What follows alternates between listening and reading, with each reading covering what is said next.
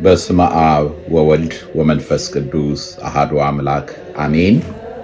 እግዚአብሔር የሚወዳችሁ እግዚአብሔርን የምትወዱ በመላው ዓለም ሆናችሁ ይህንን ፕሮግራም የምትከታተሉ አይንተ እግዚአብሔር አባቶች ካህናት፣ ወንድሞች ዲያቆናት፣ አባቶች እናቶች፣ ወንድሞች እህቶች፣ ሰላም እግዚአብሔር ከእናንተ ጋር ይሁን። እንደምን ሰነበታችሁ? እንደምን ከረማችሁ? ይህ መጽሐፍ ቅዱሳችንን እናንብብ በሚል ርዕስ በየዕለቱ የእግዚአብሔርን ቃል የምናነብበት ፕሮግራማችን ነው።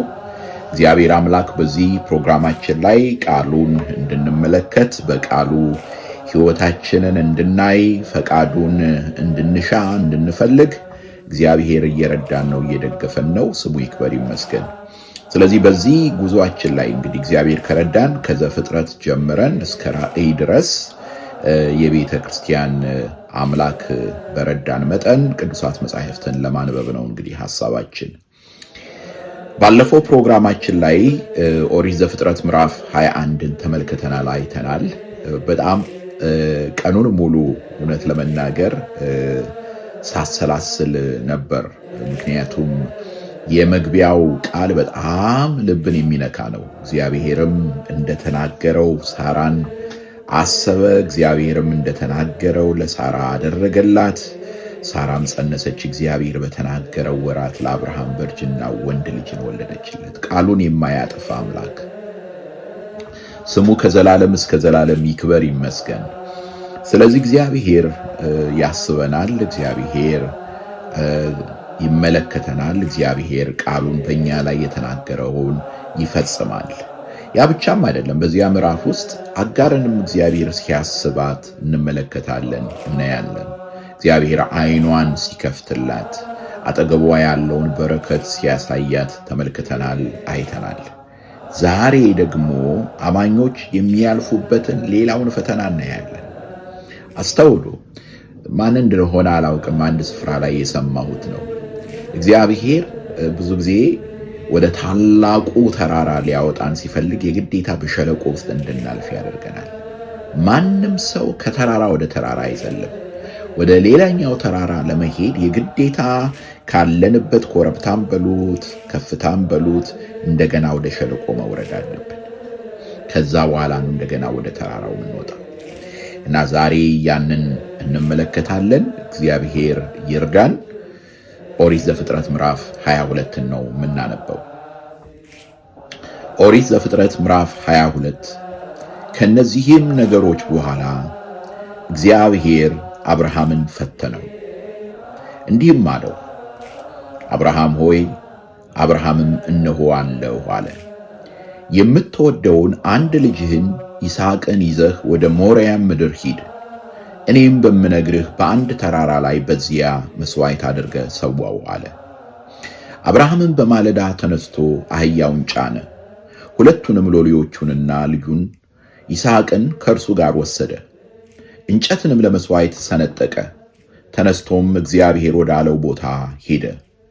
በሦስተኛውም ቀን አብርሃም ዓይኑን አነሳና ቦታውን ከሩቅ አየ። አብርሃምም ሎሌዎቹን አላቸው፣ አህያውን ይዛችሁ ከዚህ ቆዩ፣ እኔና ልጄ ወደዚያ ሄደን እንሰግዳለን፣ ወደ እናንተም እንመለሳለን። አብርሃምም የመሥዋዕቱን እንጨት አንስቶ ለልጁ ለይስሐቅ አሸከመው። እርሱም እሳቱንና ቢላዋውን በእጁ ያዘ። ሁለቱም አብረው ሄዱ። ይስሐቅም አባቱን አብርሃምን ተናገረው። አባቴ ሆይ አለ። እርሱም እነሆኝ ልጄ አለው። እሳቱና እንጨቱ ይሄው አለ፣ የመሥዋዕቱ በግ ግን ወዴት ነው አለ። አብርሃምም ልጄ ሆይ የመሥዋዕቱን በግ እግዚአብሔር ያዘጋጃል አለው። ሁለቱም አብረው ሄዱ። እግዚአብሔር ወዳለውን ቦታ ደረሱ። አብርሃምም በዚያ መሠዊያውን ሠራ፣ እንጨትንም ረበረበ። ልጁን ይስሐቅን አስሮ በመሠዊያው በእንጨቱ ላይ አጋደመ። አብርሃምም እጁን ዘረጋ፣ ልጁንም ያርድ ዘንድ ቢላዋ አነሳ። የእግዚአብሔር መልአክም ከሰማይ ጠራና አብርሃም አብርሃም አለው። እርሱም እነሆኝ አለ። እርሱም በብላቴናው ላይ እጅህን አትዘርጋ፣ አንዳችም አታደርግበት። አንድ ልጅህን ለእኔ አልከለከልህምና እግዚአብሔርን የምትፈራ እንደሆን አሁን አውቄአለሁ አለ። አብርሃምም ዓይኑን አነሳ፣ በኋላውም እነሆ አንድ በግ በዱር ውስጥ ቀንዶቹ በዕፀ ሳቤቅ ተይዞ አየ። አብርሃምም ሄደ፣ በጉንም ወሰደው፣ በልጁም ፋንታ መሥዋዕት አድርጎ ሰዋው። አብርሃም ያንን ቦታ ያህዌ ይርኤ ብሎ ጠራው። እስከ ዛሬም ድረስ በእግዚአብሔር ተራራ ይታያል ይባላል። የእግዚአብሔር መልአክም አብርሃምን ከሰማይ ሁለተኛ ጊዜ ጠራው፣ እንዲህም አለ፣ እግዚአብሔር በራሴ ማልሁ ይላል፣ ይህን ነገር አድርገሃልና አንድ ልጅህንም አልከለከልምና በእውነት በረከትን እባርክሃለሁ፣ ዘርህንም እንደ ሰማይ ከዋክብትና በባህር ዳር እንዳለ አሸዋ አበዛዋለሁ። ዘርህም የጠላቶችን ደጅ ይወርሳል፣ የምድር አሕዛብም ሁሉ በዘርህ ይባረካሉ፣ ቃሌን ሰምተሃልና። አብርሃምም ወደ ብላቴኖቹ ተመለሰ፣ ተነስተውም ወደ ቤርሳቤህ አብረው ሄዱ። አብርሃምም በቤርሳቤህ ተቀመጠ። ይህም ከሆነ በኋላ ለአብርሃም እንዲህ ተብሎ ተነገረ፣ እነሆ ሚልካ ደግሞ ለወንድምህ ለናኮር ልጆችን ወለደች። እነርሱም በኩሩ ዑፅ፣ ወንድሙ ቡዝ፣ የአራም አባት ቀሙኤል፣ ኮዛት፣ ሃዞ፣ ፊልዳስ፣ የድላፍ ባቱኤል ናቸው። ባቱኤልም ርብቃን ወለደ። እነዚህን ስምንቱን ሚልካ ለአብርሃም ወንድም ለናኮር ወለደች። ሬህማ የሚሏት ቁባቱ ደግሞ ጥባህን፣ ገአምን፣ ታሐሽን፣ ሞክሳን ወለደች። በፍጡር የሚያመልክ የተረገመ ነው። እግዚአብሔር አምላክ ስለ ቃሉ የተመሰገነ ይሁን። ሁላችሁ እጅግ በጣም የምታውቁት የመርጌታ ፀሐይ ብርሃኑ መዝሙር አለ። የአብርሃም አምላክ የይስሐቅም ቤዛ ወገኖቹን ሁሉ በራሱ ደም ገዛ የሚል። ስለዚህ ዘፍጥረት ምዕራፍ 22ን ስናነብ ወዲያው አይምሯችን የሚሄደው ወደ ነገረ መስቀሉ ነው። ለምን? ምክንያቱም ብሉይ ኪዳንን የምናነበው ከአዲስ ኪዳን ጋር ነው። ደጋግመን እንዳልነው ብሉይ ኪዳን ንባብ ነው፣ አዲስ ኪዳን ትርጓሜ ነው። ብሉይ ኪዳን ትንቢት ነው፣ አዲስ ኪዳን ፍጻሜ ነው። ብሉይ ኪዳን ጥላ ነው፣ አዲስ ኪዳን አካሉ ነው። ስለዚህ በዚህ ስፍራ ላይ ያለውን የአብርሃምንና የይስሐቅን ማለት አንድ ልጁን የሰዋበትን መንገድ የአዲስ ኪዳን ምስጢር የተገለጠልን እኔና እናንተ የምንመለከተው የምናየው በአዲስ ኪዳን አይን ነው እና በዚያ ውስጥ የመስቀሉን ነገር እንመለከታለን። ይሄንን የምናደርገው ከራሳችን አንቅተን ሳይሆን የዛሬ 1600 ዓመት 1500 ዓመት ላይ የነበሩት ለምሳሌ እነ ቅዱስ ያዕቆብ ዘስሩግ ሌሎችም አባቶች በሚገባ በዚያ ውስጥ ክርስቶስን ተመልክተውታል። በዚያ ውስጥ ክርስቶስን አይተውታል። በተለይ የኢትዮጵያ ኦርቶዶክስ ተዋሕዶ ቤተክርስቲያንን እምነትና ስርዓት በሚገባ የምታውቁ እንደምትረዱት የስቅለት ዕለት ይሄንን ታሪክ እጅግ ውብ በሆነ ቅኔያዊ እና ውበት ባለው መንገድ የገለጠውን የቅዱስ ያዕቆብ ዘስሩግን ድርሰት እናነባለን። በእንተ አብርሃም የአብርሃምን ነገር የሚናገረውን ድርሰቱን ማለት ነው እና በዚያ ውስጥ ያዕቆብ ዘስሩግ አብረን ከአብርሃም ጋር እንድንጓዝ ያደርገናል። ለምሳሌ ራሱ ያዕቆብ ዘስሩግ ምንድን ነው የሚለው? እዚህ ስፍራ ላይ የምናየው አሁን ለምሳሌ የሶስት ቀን መንገድ መጓዙ ራሱ አብርሃም ልጁን የገደለው ይላል በቃ ከቤቱ ሲወጣ ነው። ልጅን ሰዋልኝ ሲለው ልጁን ሰውቶለታል። ስለዚህ ያ 3 ቀን ጌታችን መድኃኒታችን ኢየሱስ ክርስቶስ በመቃብር 3 ቀን የማህደሩ ምሳሌ እንደሆነ ሁሉ ይነግረናል። እንደዚሁም ደግሞ ዕፀ መስቀልን የመሸከሙን ነገር እዚህም ጋር የምንመለከተው የምናየው ነው። ማለት ልጁ እንጨቱን ተሸክሞ ለምሳሌ አብርሃምም የመስዋዕቱን እንጨት አንስቶ ለልጁ ለይስሐቅ አሸከመው፣ እርሱም እሳቱንና ቢላዋውን በእጁ የያዘ፣ ሁለቱም አብረው ሄዱ ይላል። ስለዚህ ራሱ እንዳለ እያንዳንዱ ጎዳና፣ እያንዳንዱ መንገድ፣ እያንዳንዱ ሂደትን በምንመለከትበት ጊዜ ወደ ጌታችን ወደ መድኃኒታችን ወደ ኢየሱስ ክርስቶስ የሚያመለክት እንደሆነ ይነግረናል ቅዱስ ያዕቆብ ዘስሩግ። እና መጨረሻ ላይ ምንድነው የሆነው? አብርሃም ልጁን ይዞ ሄደ ወደ ተራራው ላይ፣ እንጨቱን ረበረበ፣ ልጁን ለመሰዋት ቢላውን ሲያነሳ የእግዚአብሔር መልአክ ከለከለው። አብርሃም ተው አለው። ያዕቆብ ዘስሩግ ይህንን ውብ በሆነ አገላለጥ ይገልጠዋል። ሩቅ ብእሲ በሆነው በአንተ ልጅ ደም አይደለም ዓለም የሚድነው። እውነት ነው። ከአቤል ደም ጀምሮ በዕቃ ቤቱ መካከል እስከተገደለው እስከ ካህኑ ዘካርያስ ደም ድረስ የብዙ ቅዱሳን ደም በዓለም ላይ ፈሷል። ነገር ግን ዓለምን ሊያድን አልቻለም። ለምን? ምክንያቱም ያ ደም የሰዎች ደም ብቻ ስለሆነ ማለት ነው። የሰዎች ብቻ ደም ነው። የምስክርነት ደም ነው። የቤዛነት ደም፣ የማዳን ደም፣ የሩቅ ብእሲ ማለት የሰው ብቻ ደም መሆን የለበት። ዓለምን በደሙ ያዳነ አንድና አንድ ብቻ ነው። እርሱም ወልደ እግዚአብሔር ኢየሱስ ክርስቶስ ነው። ስለዚህ እግዚአብሔር ምን አለው? ተው፣ አንድ ልጅህን አልከለከልክም አለው። አንድ ልጅን አልከለከልክም። እውነት ነው።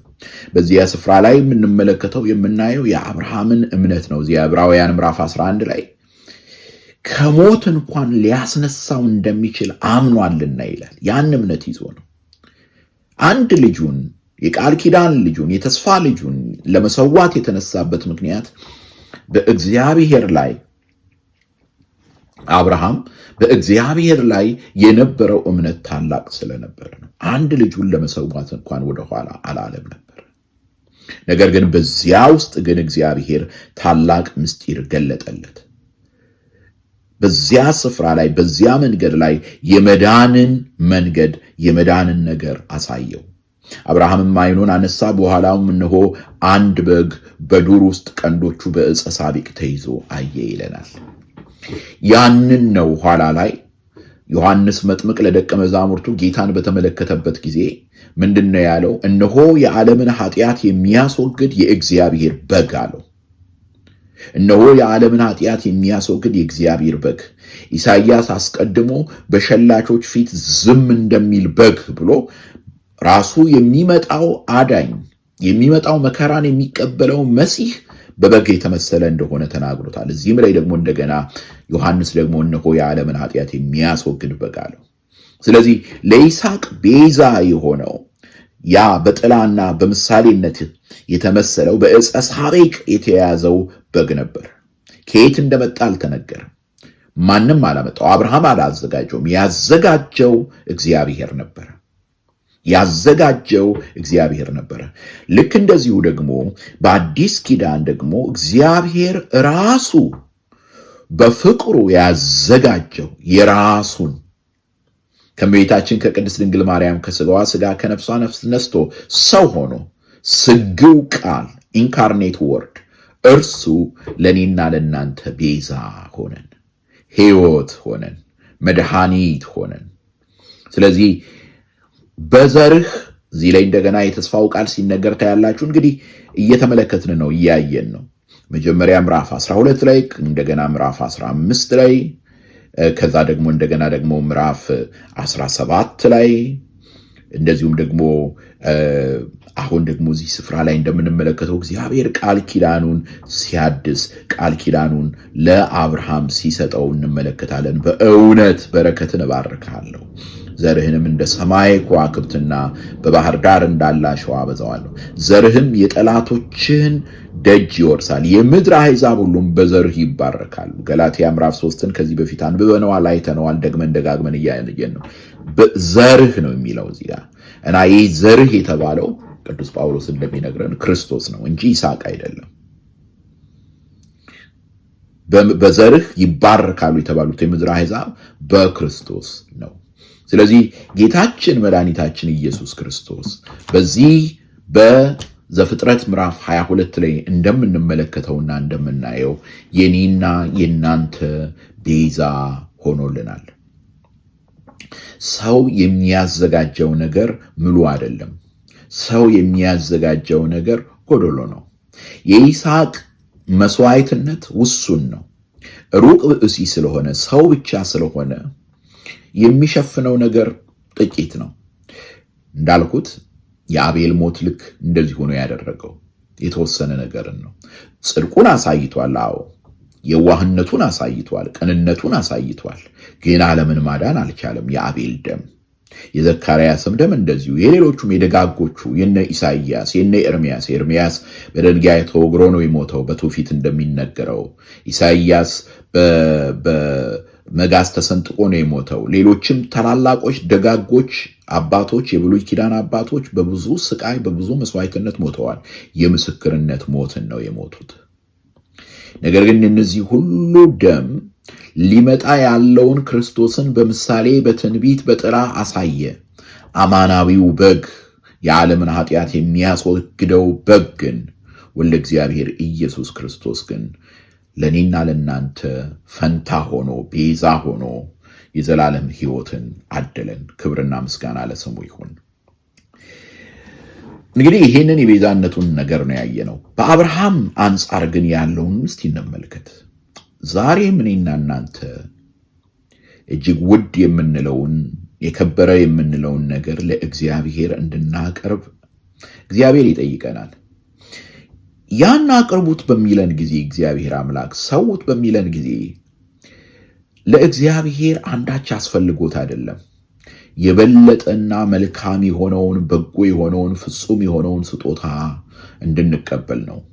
ዓይናችን እንዲበራ በዚያም ውስጥ መዳናችንን እንድንመለከት እንድናይ ነው። እዚያ ያዕቆብ ምንድነው የሚለው? እግዚአብሔር በክፉ አይፈተንም በክፉም አይፈትንም እግዚአብሔር።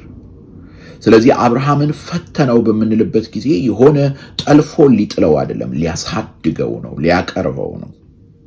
ስለዚህ በመከራ ውስጥ ያለንም ደግሞ ልክ እንደዚሁ ይሄንን ልናስብ ይገባል። ለምንድነው እግዚአብሔር የሚፈትነኝ? ለምንድነው እግዚአብሔር እንዲህ የሚያደርገኝ ማለት የለብንም። ከዚያ ይልቅ ልንለው የሚገባው እግዚአብሔር ሆይ የምታስተምረኝ ነገር ምንድነው? የምታሳየኝ ነገር ምንድነው? ዓይኖቼን ግለጥልኝ፣ መንገድህን እንዳስተውል እርዳኝ። ልበ አምላክ ዳዊት እንዳለው ነው፣ ዓይኖቼን ክፈት ከሕግህ ታምራትን አያለሁ አለ። እዚያ አሊፋቱ ላይ ዓይኖቼን ክፈት ከሕግህ ማለትም ከቃል ታምራት ነው ያለው። ስለዚህ እግዚአብሔር በሚያሳልፈን ጊዜ፣ በሸለቆ ውስጥ በሚያሳልፈን ጊዜ፣ በመከራ ውስጥ በሚያሳልፈን ጊዜ ወደ ተራራ ሊያወጣን እንደሆነ ማወቅ አለብን። ስለዚህ መንገዱን አሳየኝ እንበለው፣ መንገዱን አመልክተኝ እንበለው። አለበለዚያ ግን ለምን ይሄ ደረሰብኝ፣ ለምን ያ ሆነብኝ የምንል ከሆነ ያ ምሬት ይውጠንና የእግዚአብሔርን ምሕረት፣ የእግዚአብሔርን ይቅርታ፣ የእግዚአብሔርን በጎነት እንዳናስተውለው ያደርገናል። አጠገባችን ያለውን ቸርነቱን፣ ምሕረቱን፣ ይቅርታውን በእኛ ውስጥ የሚሰራውን ድንቅ ነገር ማየት ይሳነናል። ከዚያ ይልቅ ኑሯችንን፣ ሕይወታችንን ከሰዎች ጋር እያነጻጸረን በምሬቱ ውስጥ እንድናልፍ እንሆናለን። በእውነት እግዚአብሔር ከዚያ ይታደገን። ስለዚህ አባቶቼ፣ እናቶቼ፣ ወንድሞቼ፣ እህቶቼ ይህንን አስደናቂ ምዕራፍ እንደገና አንብቡት። የአብርሃምን እምነት ተመልከቱ። አንድ ልጁን ሊሰዋ እንዳራራ ተመልከቱ። በዚህ አብርሃም እግዚአብሔር አብን ተመስሏል። ደግሞም ይስሐቅ ሊመጣ ያለውን ከእርሱ ዘር የሚወለደውን ወልደ እግዚአብሔር ኢየሱስ ክርስቶስን መስሏል። እኔና እናንተስ ማንን ነው የምንመስለው? ማንን ነው እየመሰልን ያለ ነው? እግዚአብሔር ማስተዋልን ይስጠን። ያስተማረን የመከረን የአባቶቻችን አምላክ ስሙ ከዘላለም እስከ ዘላለም ይክበር ይመስገን። አሜን።